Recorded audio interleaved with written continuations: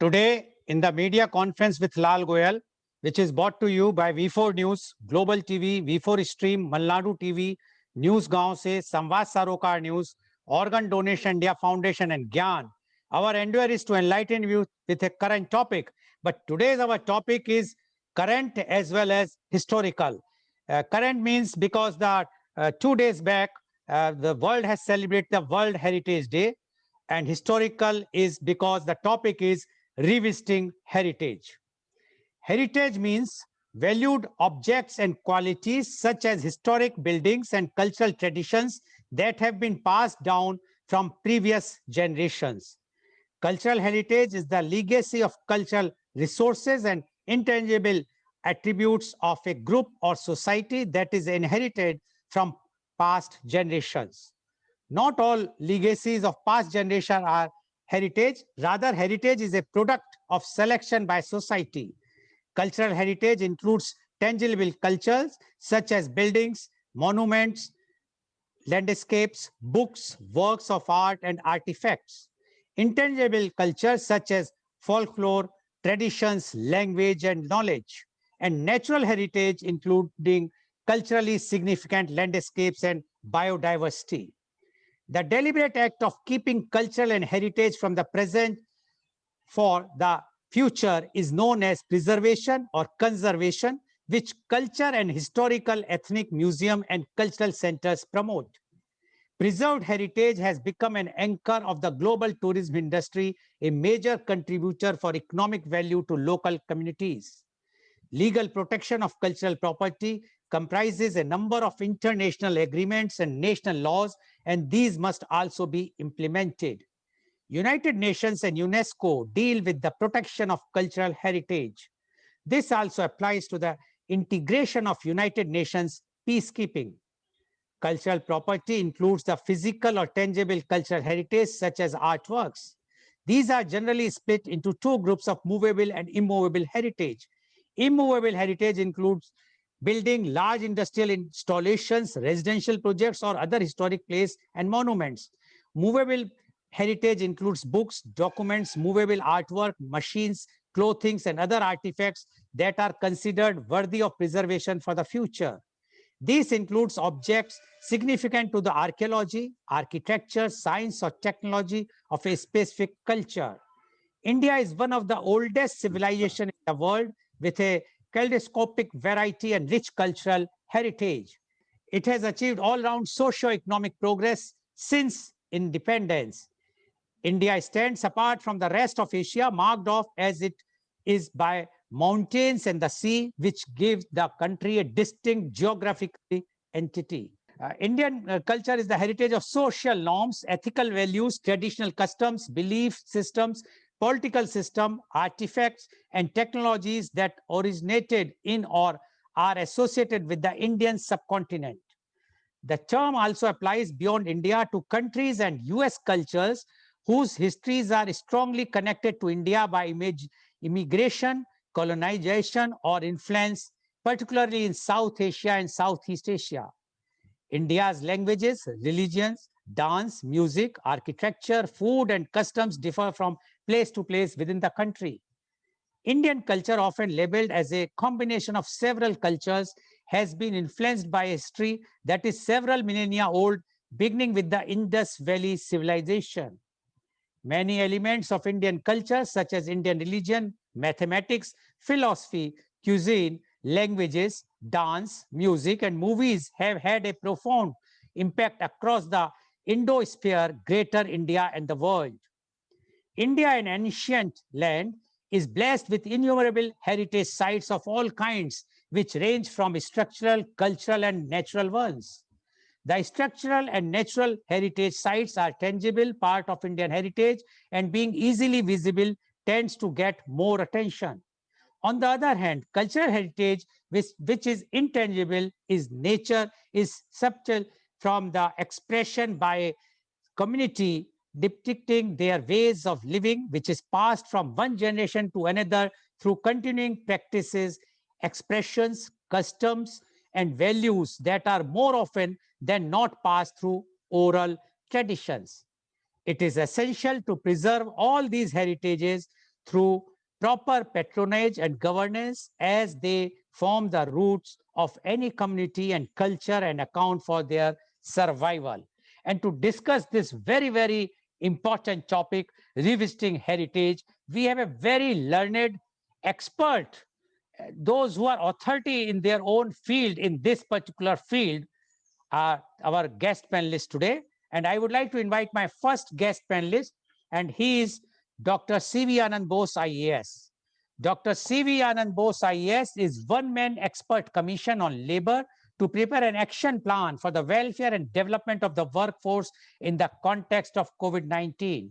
He is also the principal advisor, Government of India Heritage Project. He was former head of the Disaster Management Government of India and Central Draft Relief Commissioner Government of India. He was the Vice Chancellor of National Museum University of Delhi. He has authored 40 books in English, Malayalam and Hindi, including novels, short stories and essays. 4 of his books have become bestsellers. 4 books on Vastu and architecture and 1 book on housing received prestigious the Sharjah International Book Fair Award. Dr. Bose is an housing expert, innovator, writer, orator, and visionary. The path-breaking institutions set up by him, such as Nirmiti Kendra, Building Center, District Tourism Council, and Habitat Alliance, have been replicated at the state, national, and global level. He was the head of the prestigious Supreme Court Committee on the Treasures of Sri Padmabhaswamy Temple.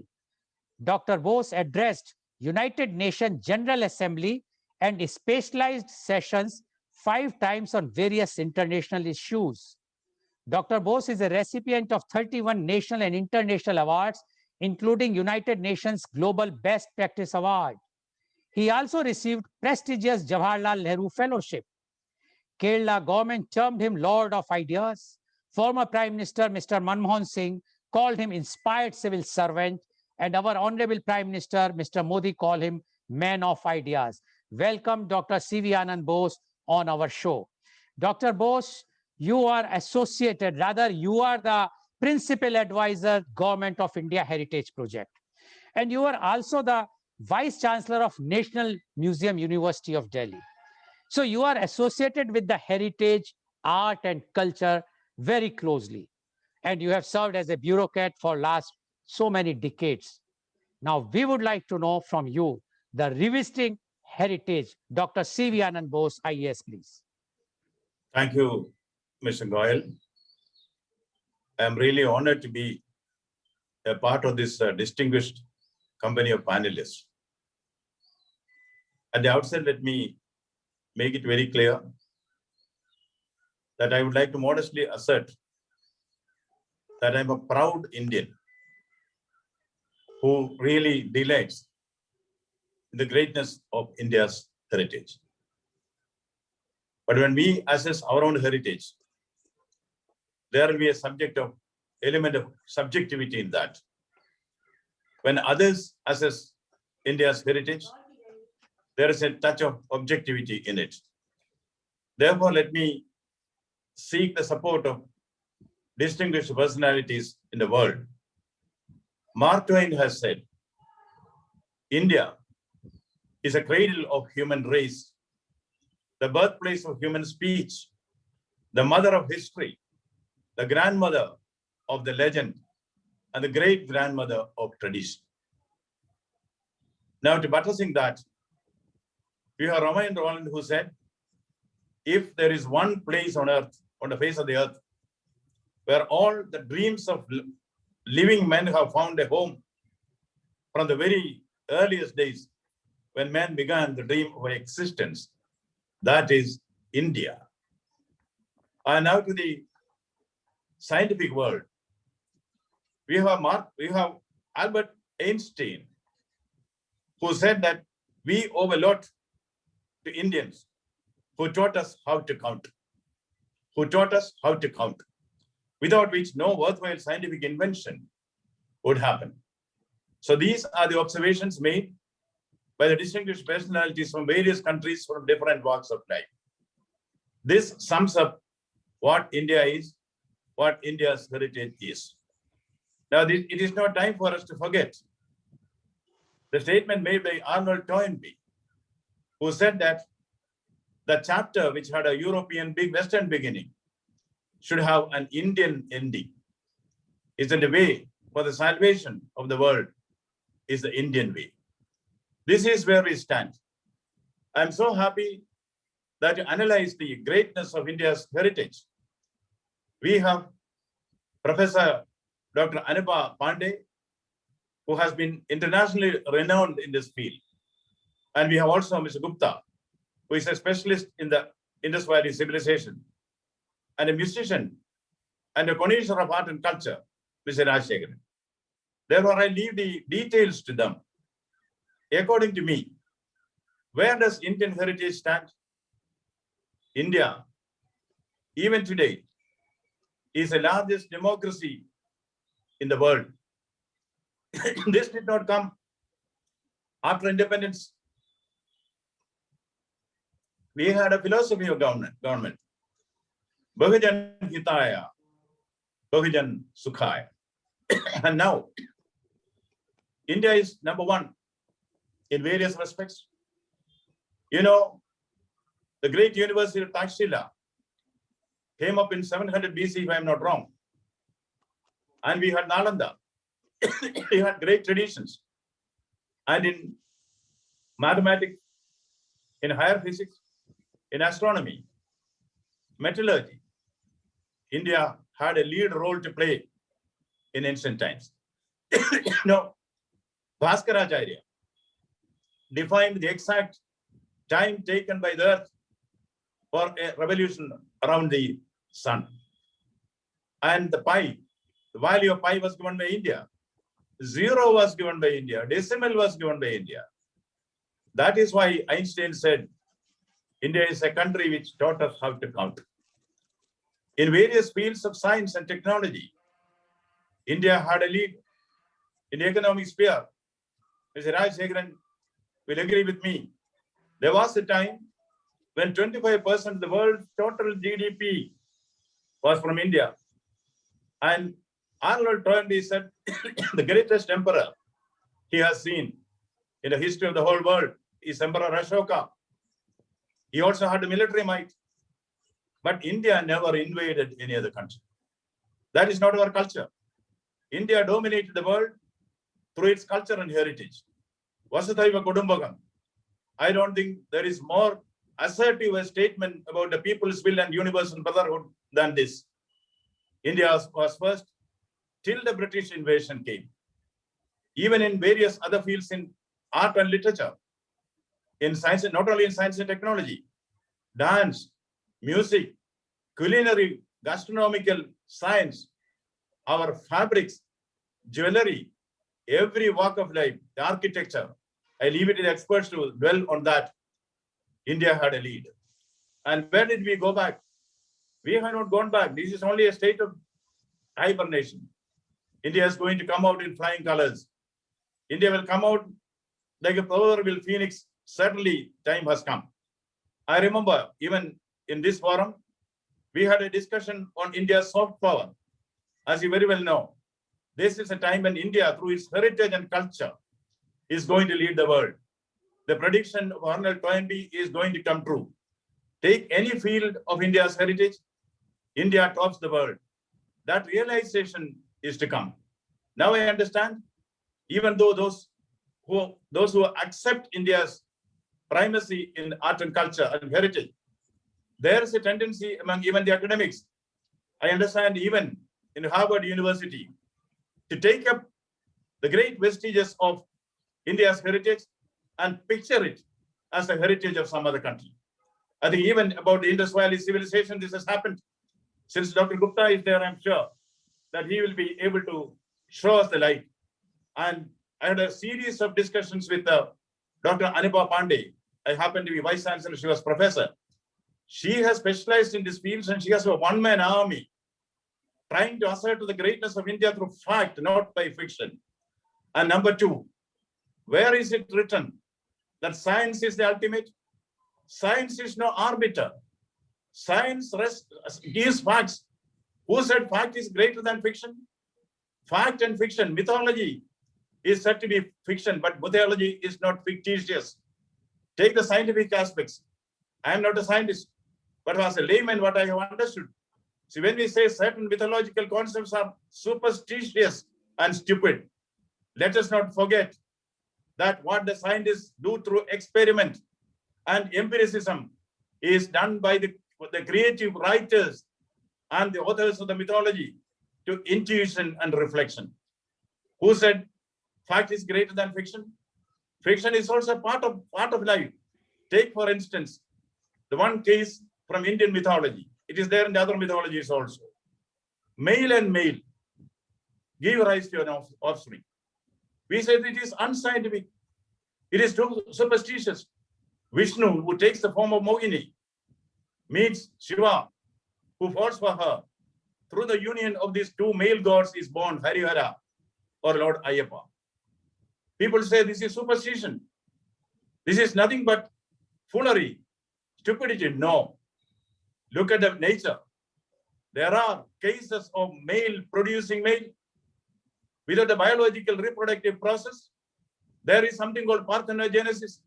Even among us, we see the honeybee, the wasp, the tick. There is no female agent in that. So male and male giving rise to an offspring without fertilization is not superstition. It is science. Scientists found this fact through experiment. Whereas our mythology, those who authored the mythology, the rishis, the ancient saints and sages, they observed nature. This is already there in nature. Male and male producing an offspring without fertilization is already there in nature. So science tries to unravel the mysteries of nature, of the universe, in its own way. Mythology or spirituality tries to unravel the mysteries of universe through observation of nature. I do not see any dichotomy in this. What is required is to have a revisit. You use the right word, Mr. Goel, revisit the heritage. Now there is a feeling even among the educated Indians to say that whatever is Indian is bad. Whatever is Indian is not fashionable. And they go to the West because of a sedulous aping of the West, because of the feeling that West is the best. India has lost pride in its heritage. What is required is a revisit of the heritage. The greatness of India's heritage is to be brought forth by people like Gupta and of course by the most respected Anipaji and all trying to do that. We should see that our youngsters take pride in being Indians. India is going to be on top of the world. India has soft power. Mr. Rajayan has participated in this discussion earlier, and he has defined the soft power. Through soft power, India will come on top of the world, not through aggression, not through war, but through spreading civilization, humanity, and by establishing throughout the world, Vasudhaiva Kudumbakam. Thank you.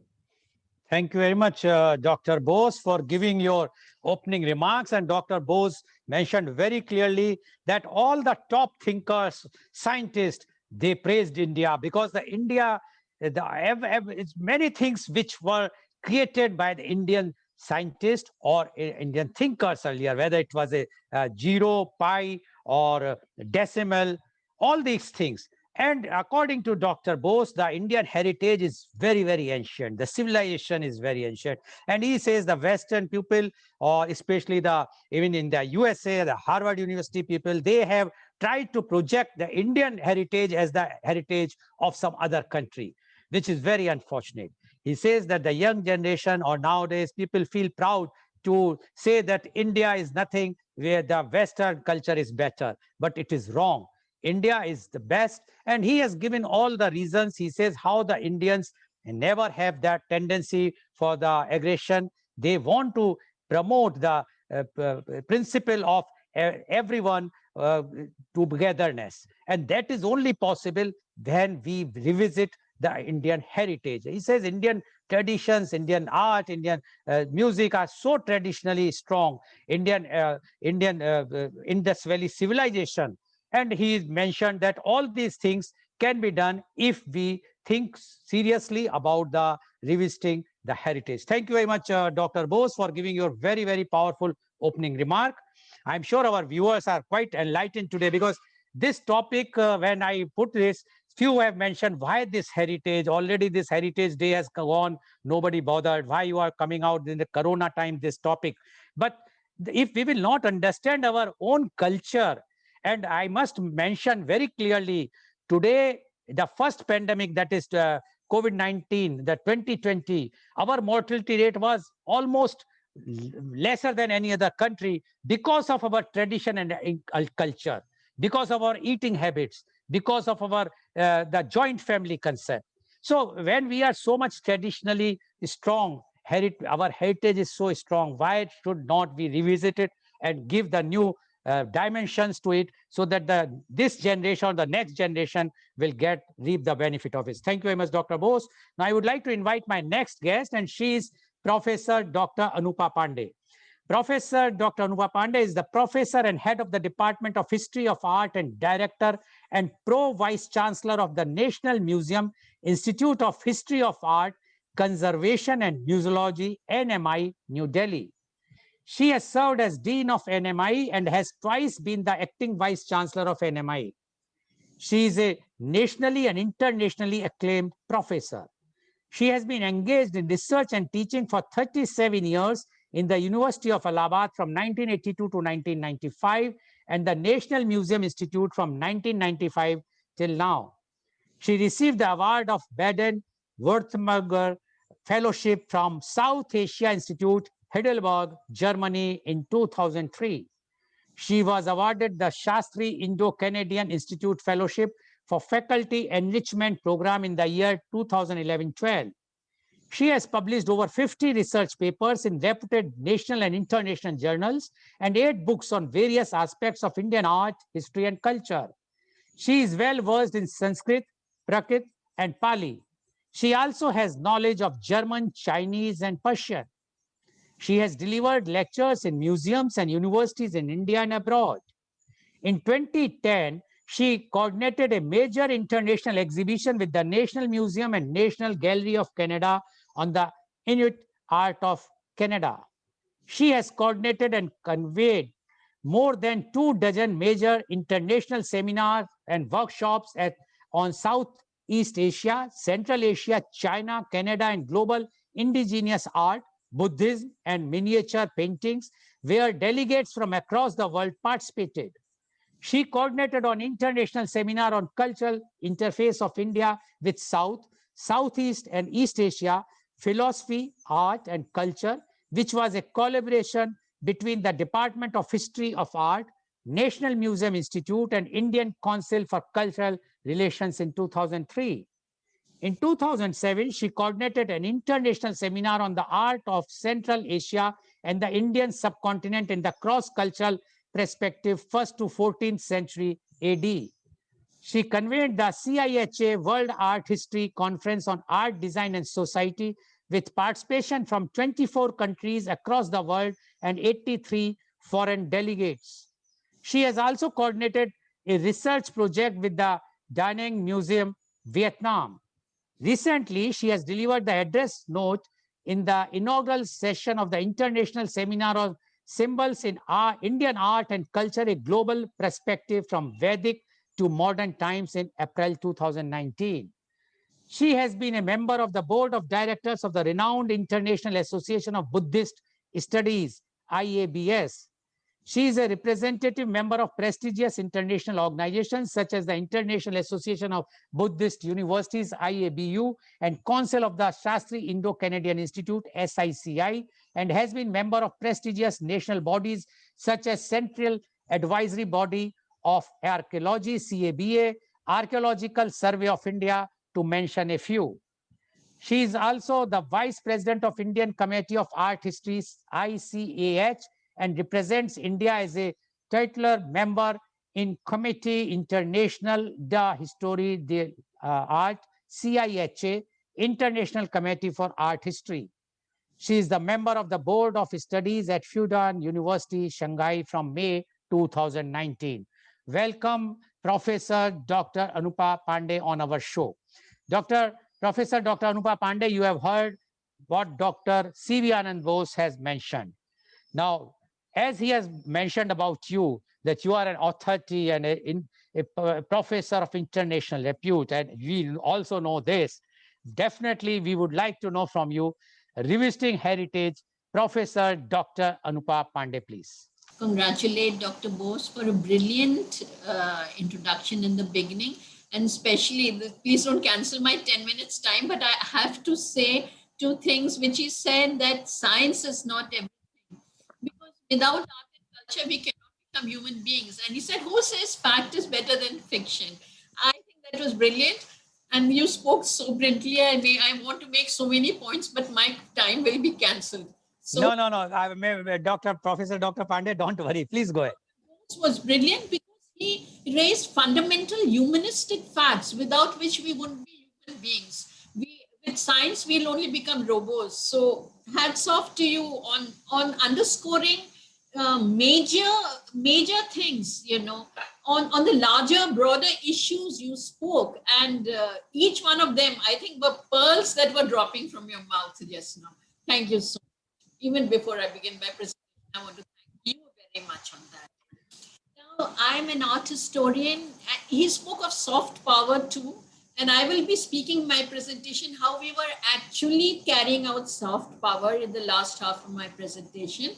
So we will be in sync with each other over there. I'm an art historian and a heritologist, and I would be speaking briefly to you on the interpretation and conservation of cultural heritage. And I would like to clarify that I would be speaking primarily, I will be taking case studies briefly on tangible cultural heritage, but the same principle that I speak applies and underscores the idea of intangible cultural heritage too. In 10 minutes time, I have dealt with that too, but it is not possible to deal with both the aspects. So if you have to speak lucidly and profoundly, then you have to stick to and focus on something. So I have a slightly different perspective here, where I would be speaking briefly on interpretation and conservation of cultural heritage. And my perspective here is where art historical conservation, art historical interpretation, and conservation have to work together in an integrated holistic approach. Why I'm saying this is because these days there are diplomas and certificates of about only 2 months. People are taking out conservation courses and declare them to be conservationists. But you cannot do conservation, you cannot conserve your heritage unless you have a very strong art historical base before that. And I will be citing case studies to you, speaking on that. The process of conservation is a complicated one. It is not just a hands-on process about scaffolding a building or applying chemicals on a paint to clean them. It is not just about materials, methods, and techniques. It is not just a tangible renovation process of a modern edifice or an art object. We are talking about the conservation of art objects that are 100 or even thousands of years old. So we have to take cognizance of this fact, to reflect upon it, and comprehend all the intangible knowledge about the art object or building before even putting our hands on the tangible process of restoring it. What is this? What is the form of this art object? What is the style of the architectural molding of the edifice? What is its essence? What is its symbolism? What is its iconographic program? What is the narrative that the sculptor or architect or painter wanted to convey? It is an object or building in specific historical space and time. So, in reading its text and subtext, it has to be placed in its social, historical, temporal, and cultural context. What are the relevant original texts?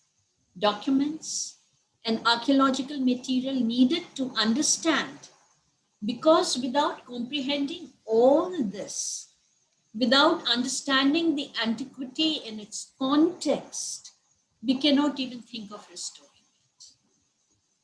So, the art historical interpretation, decoding, placing the antiquity in its proper socio, historical, cultural, temporal context is a prerequisite to conserving it. In fact, it is mandatory.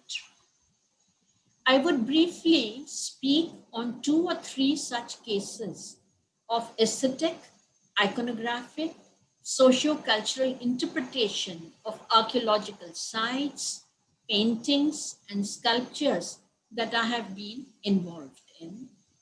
The first heritage site that I will speak of is that of Bagh. This is the book that I finally published upon it, so that you can see the name of the site also. It is a Buddhist heritage site like Ajanta in central India near a city called Indore. But it is a much smaller site. There are Buddhist caves excavated from the rock and then painted upon. But unfortunately, unlike Ajanta, it did not attract much attention. It is not that they are any lesser in quality. There are 2 reasons for it. First, as I've said, it is a much smaller site. And secondly, there are only 9 caves compared to the 30 at Ajanta. Then by the 20th century, they were in a very bad state of preservation. Up to 100 years back, they were in a very good state of preservation because there was heavy forest cover over the caves. But unfortunately, it was thought by the people who conserve it that this forest cover is making the pillars crumble and affect the painting. They started to remove the forest cover, which had a very unfortunate effect. Water started percolating down the caves and destroying the paintings and the pillars. So when I visited the cave in the last decade of the 20th century, I worked on them for at least 4 to 5 years. There was precious little that remained. There were some paintings of the Buddhas and the Bodhisattvas, some narrative panels and ceiling decorations, but little in number. There was one particular narrative panel that attracted my attention in the veranda of cave 4 and 5, which was a very large panel with a number of sequential narrative panels, and it was prominent at that time, though in a faded condition. It had never been deciphered and interpreted, so not thought worthy of conservation. Not even art historians like Marshall and Fogel could decode and decipher the story of the Jatak that it represented. I decoded it to be the Nand and Sundari Avdan. This is a story of Sundari and Nand, the younger brother of Buddha, and how he renounces the world. This is based on an original Buddhist Sanskrit text of the 1st century AD called the Saundaranand by Ashwin Ghosh. Each panel I have argued on the basis of the text, and there is amazing text-image relationship. I have argued on the basis of the text and produced the evidence with the narrative in each case. In one case, I will give you an interesting example. In the beginning, there is a palace with eaves on the roof and pigeons out of this. Photographs of this painting are there in the early text of Marshall. The pigeons are a small element, but it is important in the text and an important symbolism of the Karun Ras, actually, of Sundari. But in a later conservation work, the pigeons have been removed and just merged with the green background. Now, this is an important element which has been removed from the narrative. If you knew the text and the iconography, you would not remove it. To understand the entire iconography is essential to conservation. The paintings at the site had not been deciphered, that is why they were not highlighted. I'm happy to say that at the end of the 20th century, after art historical interpretation, the site received the attention of the community and also by the conservation and ASI officials. The paintings which were getting destroyed were removed from the walls of the caves by the Italian method, and a site museum was set up. The second site I would like to talk about is a heritage site, a Hindu temple, that is a Shiva temple called Udeshwar temple in central India, Madhya Pradesh, in the district of Vidisha. Surprisingly, the temple is in a fairly good condition. Of course, not pristine. It has been destroyed and defaced, but the shikhar is intact, that is, the spire is intact and is in good condition. The temple and subsidiary building in front of it are intact. Though there are many temple studies, but the details of this temple have not been studied, had not been studied. It took me a whole decade to unravel and decode the iconography of each sculpture of major goddess or minor goddess, ceiling decorations, identification of planetary deities, and comprehending their placement and iconographic program of the sculptures. I finally deciphered and identified each architectural molding also. I worked upon the religio-philosophical context of Shaivism that the temple represented, drawing extensively from original Shaiv texts. And as I was telling Dr. Bose, I ordered many treks from Trivandrum, Ishan Shiv Gurudev Padhati, and the Shaivagams, and all of them which are there. And I deciphered from reading these texts, I could manage to identify. I also worked on the basis of Shilp Shastras. These are canonical texts for the technicalities and of architecture, sculpture, and painting. I managed to photo document the whole temple with reference to its iconographic programming. This was the way to bring forth to the world the importance of the temple and the entire gamut of intangible knowledge of the temple that was a prerequisite to conserving it. And this book, after a decade, has finally been published, and this is the book. In the last instance, I will come to talking of the soft power that Dr. Ananda Bose very, very pertinently put it, that art and cultural heritage, how do we reach, if we reach out to the other nations on the basis of politics, then there will be many dissensions, because politically we have very many different views. But we can reach out to them culturally and artistically. That is a soft power which Dr. Bose talked of. And this is the third site that I will talk of. And we were in the forerunners of this during the Gupta age, from about the 1st to 8th, 10th, 12th centuries. We had reached out to the entire Southeast Asia and Central Asia by means of a soft power, we should again revisit these sites. I have been revisiting the entire sites of Indonesia, Cambodia, Vietnam, and for the last 5-6 years, we have been working on Southeast Asia, particularly on Vietnam, to work on the international sculptures called the charm, or I would like to call them champa sculptures, but the foreign scholars call them charm sculptures. People have worked on them, and UNESCO has also worked upon them. However, I would like to give the metaphor of a banyan tree.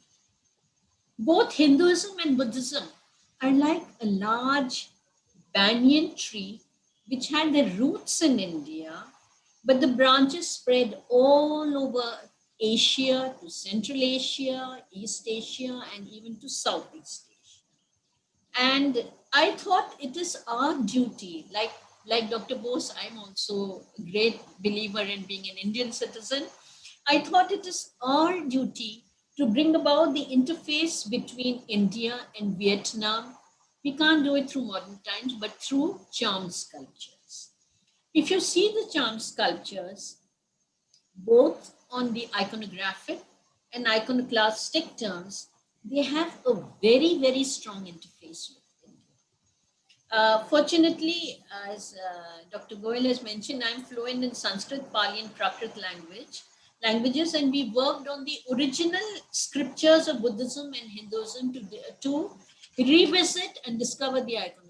Lately, there is a lot of attempt to pull the charm sculptures towards the other countries. I wanted to bring about the Indian elements there. I discovered there was an amazing text-image relationship. Sometimes, even more than I saw in Indian sculptures. Of course, they also had a lot of indigenous elements, which also we have taken very much into consideration.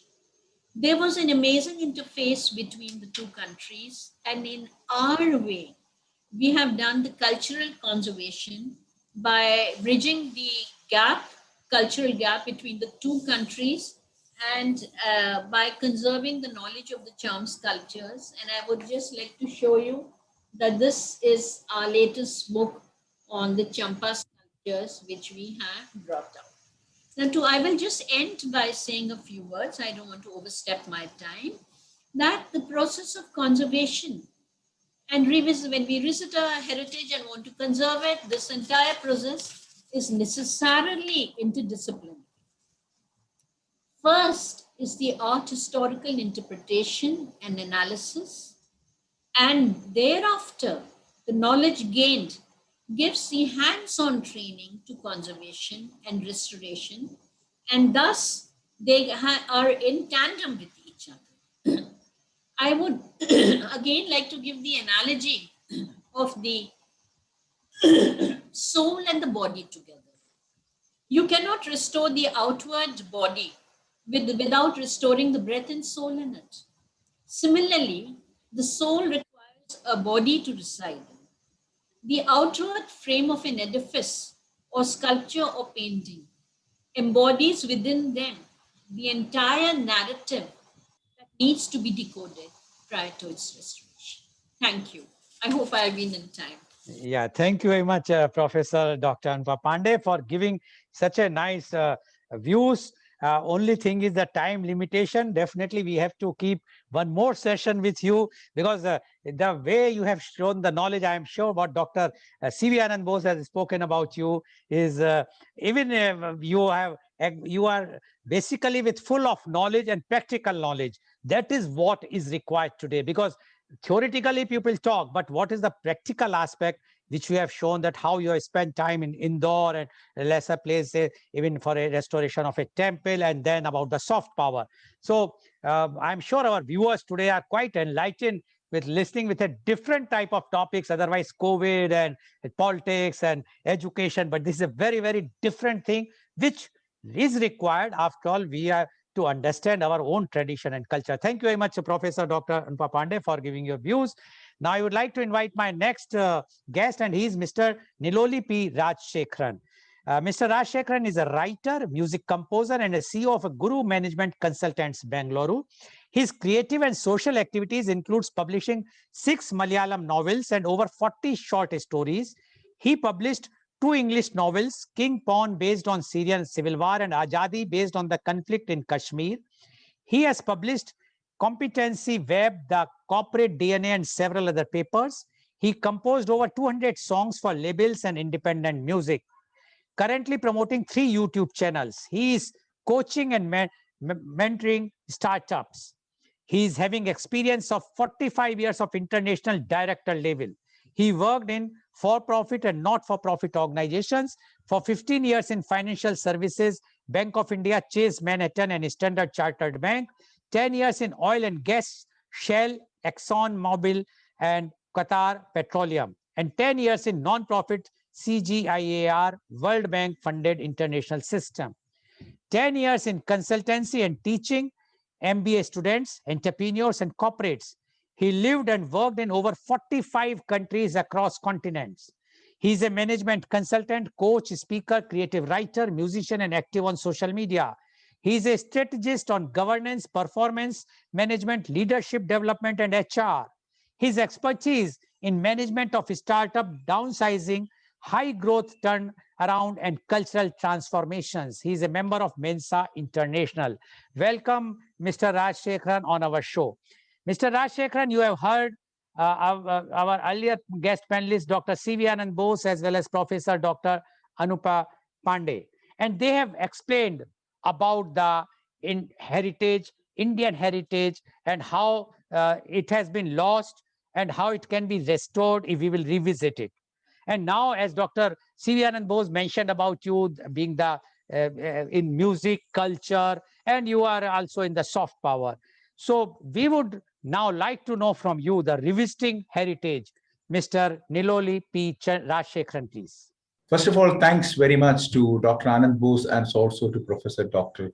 Anupa Pandey. And I would like to attend more of your seminars, Dr. Pandey, because it's been very interesting. And, the amount of work you've done, I think, can be put to enormous value in the future. So I'll touch on that. I'm a practical person. I'm not an academic. I've been doing practical things in life. So my approach will be more practical to look at what's the purpose of this? Why do we do this? And how can it benefit humanity? So my whole vantage point is different. My pivot is different. But that has to be very firmly grounded in realities, grounded in research, and grounded in proper studies that will drive those things. So what you have done is so valuable, but I might talk about a slightly different aspect of it to see how can we put that to more use for humanity. That's where I'll be coming from. Yeah. Thank you very much. I really appreciate this seminar. As Mr. Goel said in the beginning, we are being stuck in the mud with contemporary issues. And without poetry, without philosophy, there is no life.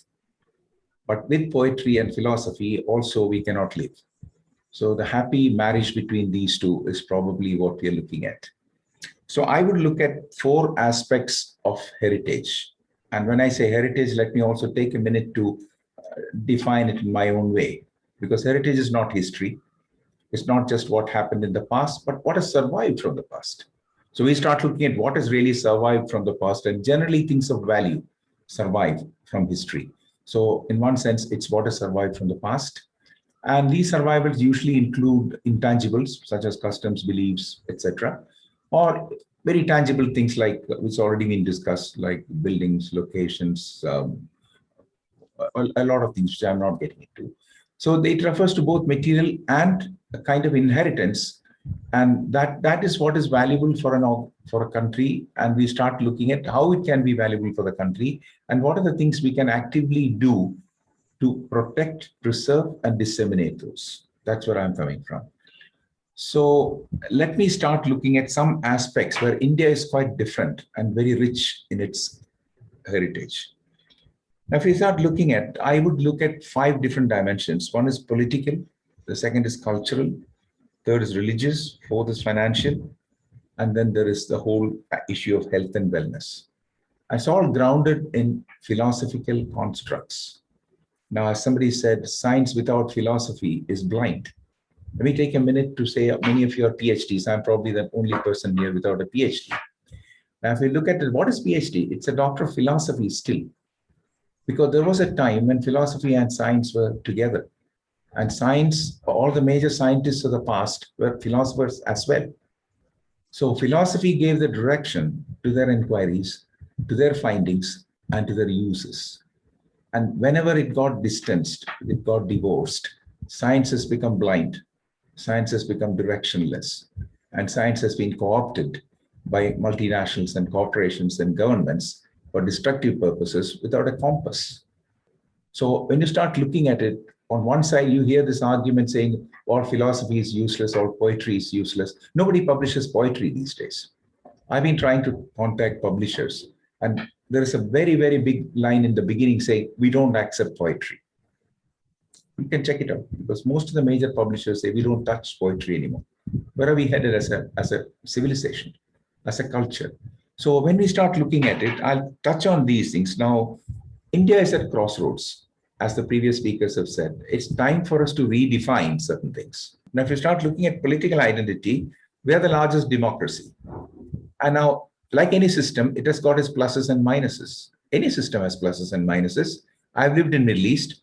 I've lived in under very tough regimes, but they also have their positive sides. So redefining our political landscape based on our culture, our values, our philosophy, because we have had, as Dr. Bose said, we have had tremendous rulers in the past. We have had fantastic models of governance and fantastic models of leadership in the past. So democracy is not a blind dream that we chase. How do we redefine democracy? Based on heritage, based on current realities. So marrying those two things is going to be important in terms of defining a new political landscape for India. That comes from heritage plus current realities. The second will be looking at cultural, which is a huge space. Whether you look at dance forms, music forms, plays, you look at films, the whole audio-visual media space is so huge. And they are doing their own things because a large part of that is driven by private industry and private enterprise. So there's a lot of mixing happening right from rap music getting into India through to sitar being adopted globally. So you get a lot of exchanges there, and without a plan, I think it's getting exported. So there are a lot of cultural export happening in audio-visual media, driven by commercial interest. Still, it's fine. But I think as I've done some contribution to Dr. Bose's report on soft power, we have dealt with it extensively. Look at, we don't even know how many artists we have in India. There's no database of artists in India. And during the COVID times, it was sad that there was the migrant workers who were being provided backup and food, etc. But the artists were languishing. I knew artists who were Veena artists or tabla artists who were struggling to get food, but nobody even knew they existed. So there is a huge issue of, in terms of databasing, finding out our own strengths and what do we have. They're all part of our heritage, but we don't even know that. So cultural is one big issue. A third, I come to religion. Now, a religious identity of India is a big issue right now, as you know. There are people on different sides of the spectrum. There are people argue different things. But a democracy, I will put it this way, a democracy requires a liberal type of religion. A religion that does not tolerate other religions cannot have democracy. You look at the Middle East.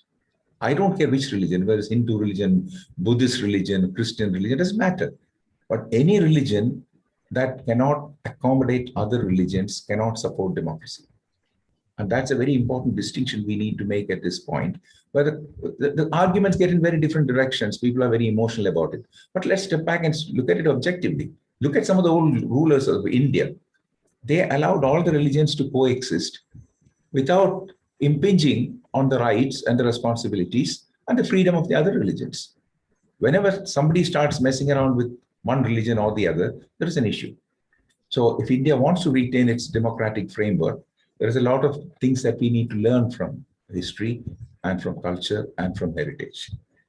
The third is financial, which is very interesting from one of the things in my area where I've been working a lot. If you look at the Indian businesses, it's very strange or very interesting that more than 80% of the big businesses in India are family businesses. That's very unusual in the corporate world, because there is a continuity to these businesses, whether it's Tatas or Birlas or you name it. Any number of businesses in India are family businesses. Why has that survived? There is a huge heritage and cultural dimension because families sustain certain values and they give it to the next generation. And the next generation works with the previous generation rather than doing their own thing. Now, I'm not saying it's good or bad. That's our heritage. And if you look at even today, the largest of Indian companies are still family businesses. So that's a model for the world. And there's a lot to learn from them. Rather than throwing the baby with the bathwater, we have to see what's good, why is it working, why is it successful? So creating new models, which may be hybrids, and having some parts of the industry which work in that model, or some parts maybe in another model. So there is a huge redefinition required in the financial and organizational sense in terms of rediscovering our heritage and putting it to use for the future. Health and wellness, Dr. Bose has touched on it. There's a big issue because it's recognized that we have certain things going our way in terms of building resistances, building health, building wellness. Now, Western medicine, we have adapted and adopted very, very happily, and we adopt things, whether it's Western medicine or homeopathy or it's acupuncture, we adopt it. It's no issue with that.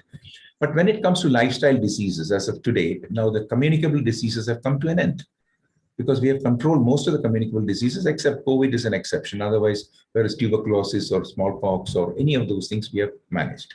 So what is the biggest problem in India is today non-communicable diseases or lifestyle diseases, which is like diabetes, blood pressure, all sorts of things, which come from lifestyles.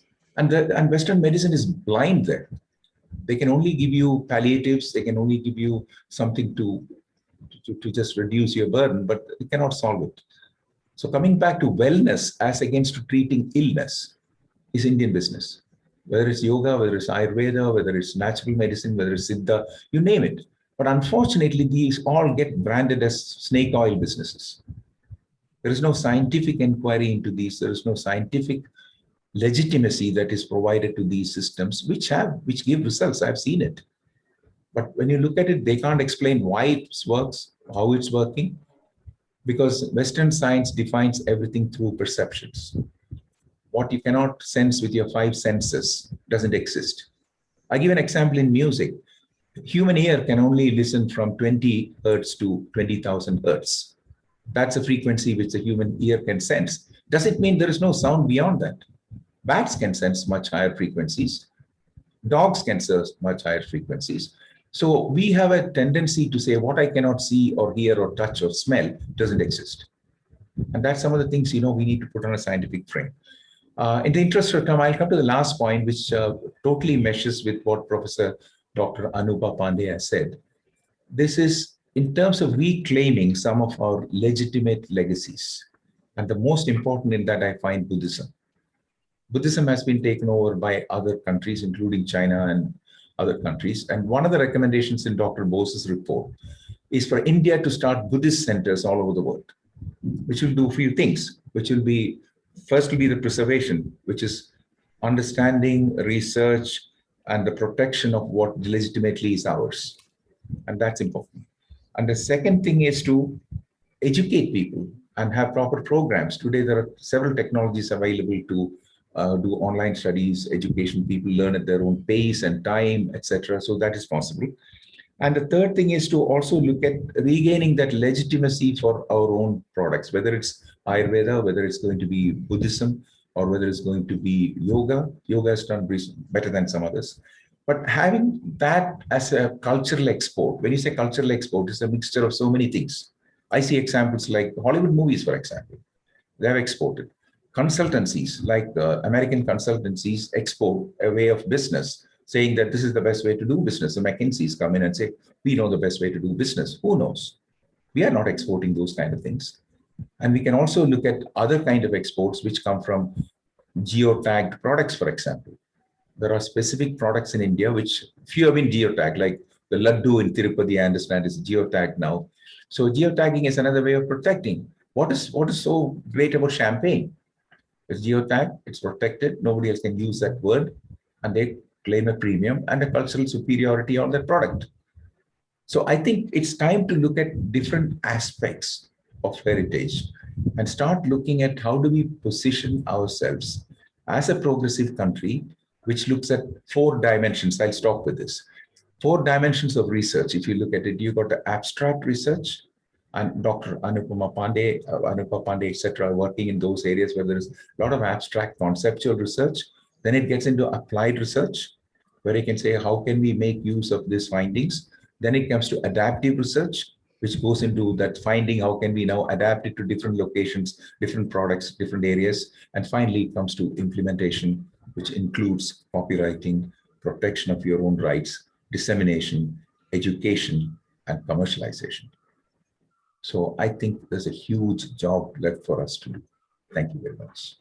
There's a huge job left to us, says Mr. Rajshekharan. Thank you very much, Mr. Rajshekharan, for giving your views for revisiting heritage. Only I would like to just correct one thing, although I am not saying something which you should not feel bad, but about the tuberculosis which we have mentioned, I would like to put straight this thing, that as per the WHO, the World Health Organization, total TB cases in India were 26.4 lakhs in 2019.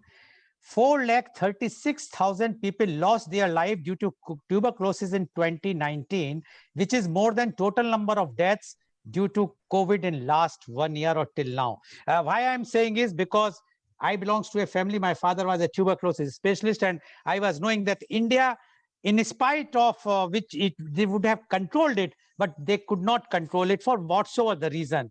Otherwise, other countries have controlled tuberculosis. So apart from that, yes, all other things, wellness, yes, our Ayurveda and all other medicines which we are using are very effective, but few of the diseases which we would have, is also in our hand. It's like COVID, where although the COVID is not airborne, although the Lancet now says that it is airborne, but otherwise the tuberculosis is the thing. And anyways, thank you very much, Dr. Mr. Rajshekharan. We will definitely discuss this point sometime else. Just want to say, put the state this thing. Now I would like to invite my next panelist guest, and he is Dr. Puneet Gupta. Dr. Puneet Gupta is MBBS, MD, DNB, DM, is one of the most qualified cancer super specialist of India. He is the director of Oncology Metro Cancer Hospital, Delhi. He is the founder of Puneet Code, Indus.com. He has been publishing his work on Indus Valley for last 8 years.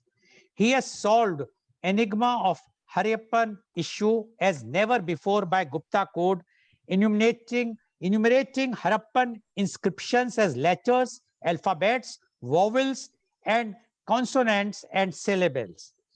Dr. Gupta has worked on a hypothesis of deciphering Indus inscription down to the level of identifying actual vowel, consonants, and syllables. Dr. Gupta now is in outlook for creating a digital platform for Gupta Code Harappan inscriptions using artificial intelligence and computer learning so as to facilitate Harappan inscription data capture from various national and international museums having seals, pottery, boards, ornaments, tools, tablets, etc. with Harappan writing. Dr. Gupta is nowadays doing a keyboard and software for Indus writing as well as a compendium and dictionary so as to enable artificial intelligence and computer learning to be used for helping very first mother script of human civilization being available to all humans across the globe. Dr. Gupta has successfully read the letters as well as art in different seals, doors, inscriptions, Harappan quadrants, etc. With Gupta Code breakthrough results, he firmly believes that Indus Valley civilization was a multi-religious people of various sects. His findings provide the only documented proof to authentically assign Harappan inscription to 4000 BC multicultural Harappans, including indigenous Aryans who were one among very own Dasayu Harappans. Welcome, Dr. Puneet Gupta on our show. Dr. Gupta, you have heard what Dr. C.V. Anand Bose, what Professor Dr. Anupa Pandey, as well as what Mr. Rajshekharan has spoken. Now, we would like to know from you, because you have done lots of work on Indus Valley civilization and especially the Harappan. So we would like to know from you the revisiting heritage. Dr. Puneet Gupta, please. Thank you, Mr. Lal, and very nice seeing and sharing the platform with Dr. Anupa and Dr. Chandrasekhar and Mr. Ananda Bose. This is the first Harappan seal was work of, this was found by what you very well know, the gentleman Charles Mason. He was in the army and British army, and then he went to Harappa, and at Harappa, what he did, he found this seal, Indus seals. And this Indus seal, when he found, he also gave this seal to the Mr. Cunningham. And Mr. Cunningham also, they were doing a British East India Company at that time, because he was an employee of British East India Company. He also got this coin. This coin, it is very well marked, known as Dat Guru. And you can see it has 3 heads. So in these 3 heads, the 5 animals are there: 1, 2, 3, 4, 5, 4 dogs and 1 cow. And this whole information actually was available with the British India at that time. And the Alexander Cunningham, he got hold of this seal from Charles Mason. Again, he was an army person, but he became he transformed into an archaeologist. And then the work came into the hand, we very well know, Mr. John Marshall. And John Marshall, when working in Mohenjo-daro, they found this, again, a triple-headed, what we call as this Dat Guru concept is a trinity, what we call in Hinduism as a Brahma, Vishnu, and Mahesh. and we at Vedas, we call it to be technical Rudra. So because Mahesh, people say that it is not mentioned in Vedas, but it is the Brahma, Vishnu and the Rudra form. So these three-headed deity when was found at Mohenjo-daro, unluckily what happened, there was, this seal was, rather than calling it Brahma, Vishnu and Mahesh, even the East India Company has issued the coin in the name of Dat Guru, because it's a East India Company. You can see it was a 1 anna in 1835, and it was released in 1835 by British East India Company, because they know that Trinity, every Hindu is going to favor this coin, because Brahma, Vishnu, Mahesh, some or the other Hindu, either they worship Brahma, some worship Vishnu, some worship Shiva in one form or the other. So this coinage will do. So East India Company definitely loved this concept. In fact, they named, you can see Dat Guru. They have named, they have even, there's a name printed on it, and in the very clear Devanagari terms, Dat Guru. And when they found this in Mohenjo-daro, this seal with triple heads, again representing Brahma, Vishnu and Rudra, the John Marshall, in fact, he found another seal, but in that seal, he found this triple headgear. This again triple headgear, but it was named by John Marshall as the devil seal. Instead of calling it a divine seal, this was named as devil seal. And you can see the person which is wearing a loin cloth, and this loin cloth we very well know has been associated with our many deities, which like Shiva. And anyway, the work initial was work then transformed into this seal. Has a very important connotation that the animals around the Indian plethora, how we explain all these animals, that was a real challenge. And you see in this, even when in last rites in Hinduism, when they burn themselves, these things were found, they are eagle-like, objects, and they match as if the eagle you see from the sky, if the eagle is diving down, exactly the pose like this will come. And this is how the eagle is very important in Hindu philosophy. And also eagle, we understand, is also the vehicle of Lord Vishnu.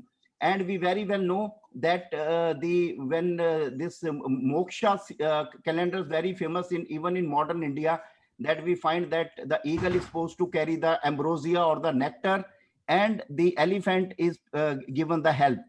Now all these animals, what I want to say in short, they remembers the Hindu astrology and the Nakshatras. And even when we die, they say the soul will go, the eagle will dive down and will take away the soul. And this is how the concept of, because the eagle carries the ambrosia. So this is the basic concept we have to understand in Hindu philosophy. Then only we can understand what is really the celestial animals, what are these animals. So when we found that this gentleman, Trinity, is surrounded by the animals, so this is very well reflected in the seals. People have confused what are these animals. Some say this is a bull, some say this is a horse, but what I have found, this is a combo animal. If you see carefully, you can see that the hand of Dattatreya is represented here, and the face is there in this combo animal. And the second element is the elephant. This elephant, you very well know, is there. It is one of the animal in the seal. And then the next animal you can find is the tiger. So tiger is also there in the seal. Next thing you find is the ear. Ear is that of, classically made ear is that of a rhino. So this ear is that of a rhino. And how about the horns? Horns are classically of the Indian bison. We call it the Indian boss gurus. So this is the, you can see the hair. The buffalo is, Indian bison is painted. So next one is the ibex. Ibex, we know they are the deer form. So all these animals, what they are representing is, they are representing something very, very important, and that all is represented in this combo animal. So this is very interesting to understand that this combo, these seals with the combo animals, they are actually a spiritual purpose. And we very well know the importance of how different, you can see the eagle. The most important thing I want to highlight to the audience is that this eagle wings, they spread out and they are now in the around the neck. But in some of the pottery, you will be surprised to know that this wing which is in the air, now it is shown like folded. So it is folded onto the horse and it comes like this. So this animal, mythical animal, is a mixture of everything. Neither you can call it a horse, nor it is a rhino, nor it is a bull. So it is, sometime it will have one horn, sometime it will have two horns, sometime it will have three horns, or sometime it will have four horns. Here, 4-horn celestial combo animal is there. If you see, this is the one horn, and then we have the second set of horns. This is the second set of horns. So you will find this is the second set of horns. And then the eagle wings are there. And then we know the Indian bison horns are there. So this is how these combo animals actually they are depicting. And this is the hand, you can see Dattatreya hand, the samadhi, the person who is sitting in the samadhi, whose hands are there. So this is the another example. I will give you 4-horn celestial combo animal. This is again a case study. Similar to that, you see the hand, you see the lion body, then you see the rhino horns, then you see the bison horns, and then you see the eagle flaps around there. And this is how the eagle and the snake, this tail is, there it is wavering like a snake. So this all, what you say, the figurine shows a very interesting Hindu concept of the ultimately that eagle is taking us away, and after our death, it is flying us away to our divine kingdom of light, what we call as Brahmpur in Indian philosophy. Now coming back to the very first seal, which people really feel confused, okay, what is drawn? So we can know again, this is the mixed combo celestial animal is there, which is drawn in this. And you can see very many, it is not one seal. Now I was wonderstruck that every, let's say, seal with the single horn. So it is not that only this is the single horn only in the case study, but I can show you many seals with the single horn have this combo animal. So this is a very interesting finding that the single Ekshringa, which we were not able to explain, now you can explain as a combo animal. It is not a horse, neither a bull, nor a rhinoceros, nor a Ekshringa. It is a mythical, what we call as the celestial Akash. This I will explain as a Akash Marg tradition of Jainism and Hinduism. So now we can have the double horn studies where the double horns are shown. If you see there a horn is here and horn is here, they are shown the different horns of different animals just to impress upon. And the hand, you can see the person who is in samadhi, his hands are there. Now the same thing in Mr. Dr. Gupta, please be brief. Time is short. If you can just concentrate on that one aspect only, and you can explain what is the what you want to mention. I think you have given me only 10 minutes now. Already 12-13 minutes have gone. Yes, go ahead, please. So, so this is, a very interesting thing that the same technique which has gone to now the Egyptian, Mesopotamian, and Persian culture show that there is a czar, you can see, and in this same eagle thing is there, and lion is there, and lion kissing the ibex. So all these animals have been already been, it is from Mehergarh pot, which is almost crockery, it is 7,000 BC, 8,000 BC, 6,000 BC, very old pottery from Mehergarh is there, and it is depicting the same thing. Tail is like a snake, and the eagle flap is there, and this again is shown as a horse with the eagle thing and the tail like a snake. All these artifacts figurine, they suggest that these things have gone from the Indus down to this civilization, rather than as Mr. Anand has very well pointed out, that we are always telling that we have learned it from Mesopotamia, we have learned it from Egypt, but it is otherwise. My findings are there that these are otherwise, and these things are very well documented when I am finding with other animals. Now breaking down the mystery of crocodile. Crocodile, if you see, look into the sky and the Milky Way, this is very well mentioned in our Vedas that it looks like a crocodile which is eating like a fish. So with the mouth open, mouth end is open, and this is the tail end. So jaw end, it is holding a fish. So this is the symbolic which is there present in many Harappan seals, and it conveys the Hindu celestial crocodile is Vedic side view of the Milky Way. So this is how they were looking to the sky. Now we again know the celestial Vedic animals and Nakshatras. I cannot go into the detail, but there are 27 and 28 differently mentioned Nakshatras in Vedas. And very interestingly, you can now understand the Harappan art, how beautiful it is and how intelligent these people are there. That there are two nakshatras, Mula Nakshatra and Purvashada Nakshatra. Mula Nakshatra is represented by lion's tail, and the Purvashada Nakshatra is represented by the elephant tusk. So tusk and tail combo, how you can represent it on the seal? If you see it on the what I call as a Lord Dattatreya seal, and wrongly they call it Pashupati seal because it is Brahma, Vishnu and Mahesh. In this Trinity seal, you will find the, just to say, tail and the tusk together. They have shown that the lion is moving facing the Trinity, whereas the elephant is moving away. Why this is done? Because they have to have the combination of what we call the tusk and the tail.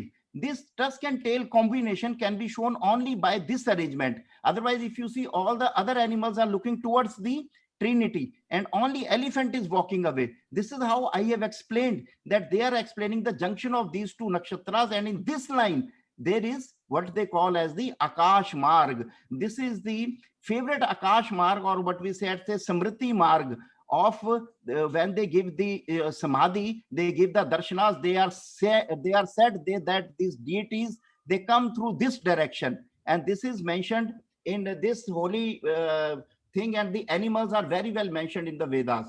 So this is how the first now the tusk of the elephant to give that idea. You know, Indra, why Indra is very, very important? People say in Vedas Indra is very important, but the basic reason is the Hindu astronomy, because in Vedic they show sometimes it is having many tusks. That says the importance of the tusks actually. And then we very well know the second issue I will cover is the challenge of $1,000 Harappan alphabet challenge, which is given by 3 Americans. They have given a prize money to decipher this Indus seal. So I have deciphered this Indus seal, and this tells that this Indus seal, it tells about the function of a festival which we still celebrate in India. The next one is the what we say, one guy who has read this. Now nobody has reading it like letters. This I have done for first time, but I will tell you somebody who has done it like a rebus method. What they say, if this is the I and this is the love sign and this looks like a human, so idea comes to the person when one look at this, that this is the I, this is the love, and this is the you. So your brain modify this into I love you. So this becomes the rebus. They are reading like this. They are not reading it like letters. So rebus becomes the tin loves cancer. You can say in Sanskrit, I is also tin, and love is love, and you is copper. Then you can modify this one as rebus reading. So some people have done rebus reading, and they have mentioned about the Shreni and guild based on this kind of reading. But I have not done this kind of reading. I have done whether this is A, B, or C. I have identified these letters and not which type of reading. Other, it was already been mentioned in one of the presentation by Finance Minister, Mrs. Nirmala Sitharaman. So what I have done, I have described in this proper alphabet, vowel, consonant, syllable method. And I had the, this is the painting I had made for exhibition, but due to COVID, I could not do it. And this is how I found this is a festival detail still celebrated in India. That is the beauty, that's how this breaking thing, it is breaking, it is telling that it is a continuum. Dholavira stone and board. Dholavira stone at the east gate, there is Dholavira location, this is the stone, and this is the inscription written on the stone. And our Mr. Modi, he is very much taken away by this Dholavira thing. He has made this announcement that this is the stadium and this is the temple actually, which is, and the King Palace. So King Palace come temple because the king is treated like with God powers. So in this, there is on the temple, there is a door, and on this door, the letters are written. And this is the most complex letter. And this board was mentioned by Shri Modi ji when Mr. Trump came to India. This in his public remarks, he told the Dholavira board was placed there because it is telling us of something very big. Why otherwise 4,000 years back, this board will be written. And you will find this word is not there in isolation, but it is present in other seals also, like this one, this second one, this is the third case study. And this board reads, what I have deciphered is, this is that our city is blessed by Dattatreya, the person who is sitting in the samadhi and who is sitting in the celestial pathway, and he can give you darshanas through the Purushana and Mula Shatra direction. He can come to you whenever you go in samadhi. So this is known as Samriti Margi, and he bless, this town is blessed by Dattatreya. And next seal, you know, Dr. Gupta, Yeah. please brief. I have only 1 minute left now. I have to wave off the questions also this today for the first time. So, Yes. okay, I'll finish within 1 minute. This is the last Yeah. one. So this is very important to understand what were the traditions, because you will not understand the traditions which are very, very best. This is the last seal. In this seal, it is shown that 7 ladies are there, and the Mata, actually this is, again, it is their painting is on the shell, that Mata Parvati is offering the newborn to a deity, and this that newborn is the Kartikeya, Shiva, Lord Shiva's son Kartikeya, because he was given a curse that when he will be born, he will be killed by one demon known as Tarkasur. So this boy, Ganesha is one son, and the Kumar is the second son. We know where Kumar was very popular even in the Gupta times. So this Kumar, when he grew, when he will be born, he will be killed by the, what we say, Tarakasur demon. So he has to grow old. What did Mata Parvati? He gave the newborn son to 7 Kritikas. That's why he was known as Kumar, because he was taken care by Kritikas, and he was also known as Kartikeya because these ladies were they are known as 7 Kritika, and the child was known as Kartikeya in that context, and he had 6 heads, and that's why all the 6 Kritikas, they were feeding him except one, because one is blessed to stay virgin and she can never feed. So this is how the Kumara study is, and you know, it is still worship. This tradition is still alive today. Okay, thank you very much. Thank you very much, Dr. Gupta. Sorry, today I have to come out from my program, because the program format is that I used to ask questions, but there's no time left. I'm really sorry to all my guests, because I have asked them that, but the time is not. But I'm sure that today's program, which is very enlightened to our viewers, because all the 4 panelists has given their very, very strong views, although the time is short, so we could not listen further. I promise that I will do one more program where we will listen to them and we can ask the questions to them. So today's program, which has been live telecasted by V4 News, Global TV, V4 Stream, Malnadu TV, News Gaon se Samvad Sarokar News, as well it was shown live on Facebook and YouTube. And our endeavor is to bring to you every day a new topic. And tomorrow, media conference with Lal Goel at 10:30 a.m. The topic is ad hoc appointment of High Court judges justifiable? And our panelists are Advocate Nirmala Samant, First Lady Mayor of Mumbai, former Chairperson, Maharashtra State Commission for Women, Mumbai, Advocate Jyoti Pawar, High Court, Mumbai, Advocate Anita Mahapatra, Attorney Alliance, New Delhi, Advocate Ramesh Kumar Sharma, Chairman Gyandeep Shiksha Bharati Senior Secondary School, Mathura. So please tune in tomorrow for media conference Lal Goel at 10:30 a.m. Thank you very much, Dr. C.V. Anand Bose.